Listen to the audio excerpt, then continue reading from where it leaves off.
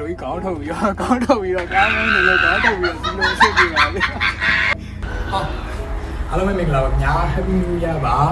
ဒီနေ့ကားရှိုးတော့မှာကျွန်တော်မှာထားတဲ့ကားအစ်စ်တစ်စီးကြောင်းနေပါပြီခင်ဗျာအရန်ကိုရင်ကုန်ဆက်လို့ရှိနေပါပြီကျွန်တော်ကိုယ်တိုင်ကောင်းမှဖြစ်ပါတယ်အားလုံးပဲလိုက်ပြီးတော့ကြည့်ရှုပေးကြပါခင်ဗျာ Let's go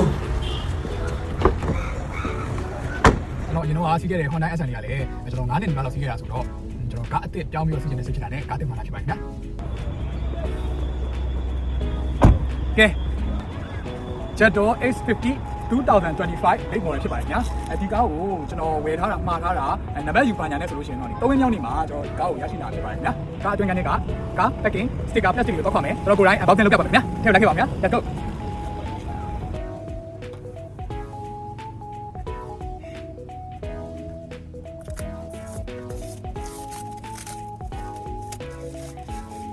တော့တော့တုံးပေါ့နော်ဒီတော့ချူရအောင်နောက်ပြရအောင်မရအောင်နော်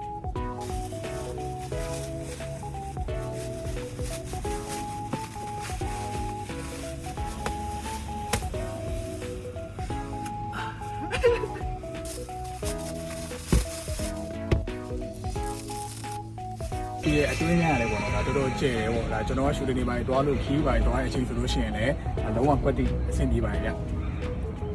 ဆိုလည်း Apple CarPlay ပါညာပါတယ် Figure setting ထဲမှာဆိုလို့ရှိရင်လည်းသူက Eco Mode ဆိုလို့ရှိရင်တော့ဒါက easy ပေါ့နော်စီးစားတတာပေါ့နော် normal ကကျတော့ပုံမှန်ပေါ့ကျွန်တော်မောင်းလို့အဆင်ပြေတယ်ဒီ sport mode နှိပ်လိုက်မယ်ဆိုလို့ရှိရင်တော့ဒီကပုံလေးမှာပါဟိုအနီရောင်လေးဖြစ်သွားပြီးတော့မောင်းလို့ရှိရင်လည်းအရင်မြန်နေကြအေးစောတန်တွေပါထွက်လာလို့ပါပဲဗျာကျွန်တော်ပုံမှန်ဆိုရင်တော့ normal မူလေးနဲ့ကျွန်တော် sound ကြည့်ရတော့အဆင်ပြေပါဗျာဒါတော့ sunroof ပေါ့နော် sunroof ဒါကျွန်တော်အရင်ကြိုက်တယ်ပေါ့ကားမောင်းရင်းလည်းပေါ့နော်ဒီလိုကြီးခေါင်းထုတ်ပြီးတော့ကားမောင်းနေလို့ခေါင်းထုတ်ပြီးတော့စီးလို့အဆင်ပြေပါလေ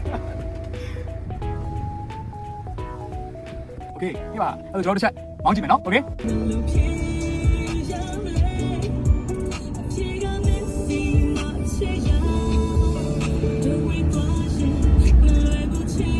ဒီနေ့ကားလေးကိုကျွန်တော်ရသွားဖြစ်တဲ့အတွက်ကြောင့်မို့လို့